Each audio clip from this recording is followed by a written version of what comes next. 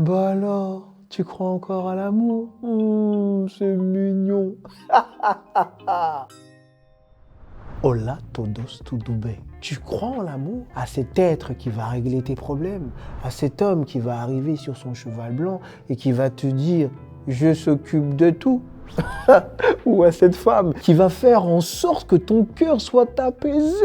Mais non! Si tu crois à tout ça, je suis dans l'obligation de te dire non! Mange des concombres, c'est mieux! Monsieur, madame, tu crois en une chose qui n'arrivera jamais. Désolé de casser ton délire, mais ici, on est honnête. Aujourd'hui, je vais t'expliquer pour quelle raison tout ceci est un problème. Bon, je vais encore recevoir des mails, des plaintes de coachs en amour. Tranquille, détendez-vous. Et si t'es coach en séduction et que t'es pas d'accord, je suis chaud pour faire un battle. Mais tu risques de finir comme Jordan! C'est beau, mesquine. C'est un gentil en plus, il est gentil. Bon, tout d'abord, je vais te partager une pépita de mon séminaire de 3 jours maître du jeu, qui se déroule sur Paris et qui est une expérience transformationnelle. Jamais vue! Si tu veux y participer, bien sûr, le lien est dans la bio. Tu me connais, j'aime citer les grands auteurs. Et là, je vais appeler Monsieur Jack. Oui, Jacques Lacan, qui dit que l'amour, c'est offrir ce qu'on n'a pas à quelqu'un qui n'en veut pas. Jack, il est plus vénère que moi en vrai. En gros, ça veut dire quoi?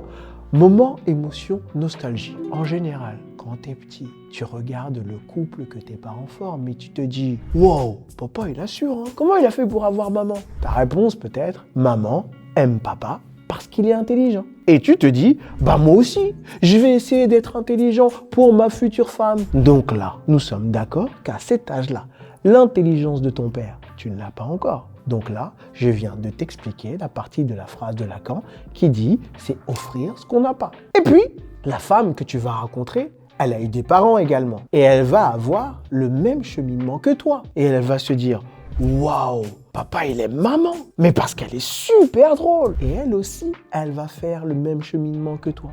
PS. Ce schéma fonctionne également si les parents ne sont pas idéalisés par l'enfant. Donc, si tu trouves que ton père ou ta mère, ils sont trop bêtes, petits, tu vas essayer d'être super intelligent et cette intelligence va être pour toi un atout de séduction. On reste toujours, donc, sur une faculté que l'enfant n'a pas à la base. Bon, le petit garçon et la jeune fille, ils vont se rencontrer, ils vont partager leur atout séduction qu'ils n'ont pas. Au début, ça marche. Il la trouve tellement drôle et elle le trouve tellement intelligent. Oh my God! Ils ne dorment plus sans se parler au téléphone, ils s'aiment tellement! Toi qui me regardes, tu as vécu ce moment où tout était parfait, où tu avais envie de le croquer tel un Snickers glacé. Hein? Ce moment-là, c'est ça que t'appelles l'amour. Et pendant toute votre relation, vous allez essayer de retrouver tout le temps ce moment. Mais tu sais que ce moment, il va durer 8 mois, grand maximum. Après, il ne revient plus. Parce que ce que vous avez vécu ensemble, c'est l'illusion de l'oasis. Tu sais, dans les films, quand le personnage principal se retrouve dans un désert après des semaines de marche, les lèvres sont sèches avec une musique qui maintient le suspense. Va-t-il mourir? Va-t-il finir comme Jon Snow? Ou va-t-il s'en sortir? Au moment où tu as perdu espoir, il pense apercevoir l'oasis. Il est tellement heureux et quand il s'approche, il se rend compte qu'à la place de cette oasis incroyable, il y a un tout petit puits. Je te partage cette image que je trouve super drôle déjà, parce que toi qui recherches l'amour, tu es encore l'enfant qui a le cœur pur et qui pense que la qualité que tu n'as pas et que tu t'efforces à partager est là.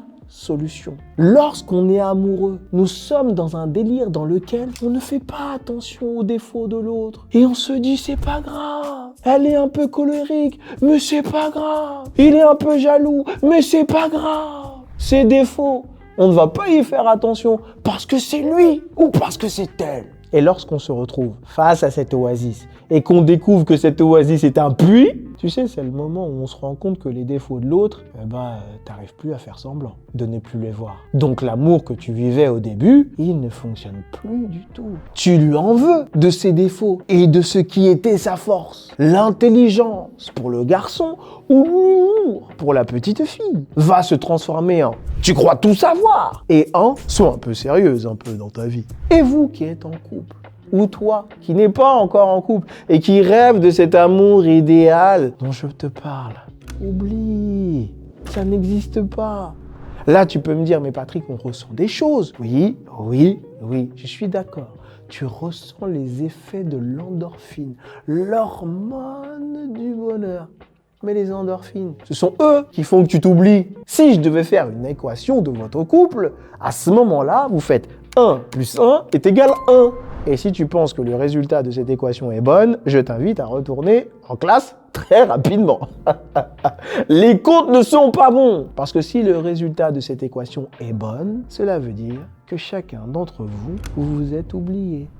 Bon, je dois te faire une confession. C'est mon moment Usher. Certes, l'amour dont tu rêves est nul, mais l'amour existe. L'amour, c'est le petit puits dans le désert que vous êtes dans l'obligation de creuser si vous voulez survivre. Oui, car toi et ton partenaire, vous allez devoir dans ce désert découvrir vos qualités et travailler en équipe. Sinon, vous allez mourir de soif. L'amour, c'est te rendre compte que ton idéal, c'est ce qui t'a mis dans le pétrin. Que ton partenaire, il n'a pas besoin de cet idéal dont tu rêvais enfant. Il a besoin de toi. Et lui, il a besoin d'être lui également. Et le défi, c'est comment vous allez réussir à être vous, ensemble, pour créer un couple. Comment je vais oser être moi-même, ne pas être parfait, montrer mes limites, demander de l'aide, et elle pareil, afin que l'on trouve un fonctionnement qui constituera le couple. Bon. Ça, normalement, on le voit à maître du jeu. Je suis sympa, mais arrête de gratter. La vie, c'est pas gratuit, hein. Plus sérieusement, l'amour, l'équation de l'amour, c'est ça. C'est 1 plus 1 est égal 3. Je suis qui je suis, elle est qui elle est, et ensemble, on forme une troisième entité qui est le couple. C'est une petite précision tout de même. Être soi-même, ce n'est pas penser à soi. C'est assumer qui on est dans un seul but, dans un but supérieur qui va nous servir à tous les deux à agrandir le puits. Bon, senpai, si tu veux connaître le véritable amour, lis bien.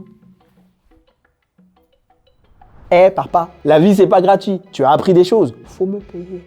Donne de la force pour qu'il y ait plus de gens qui voient ces informations. Like, commente, partage et vive les puits.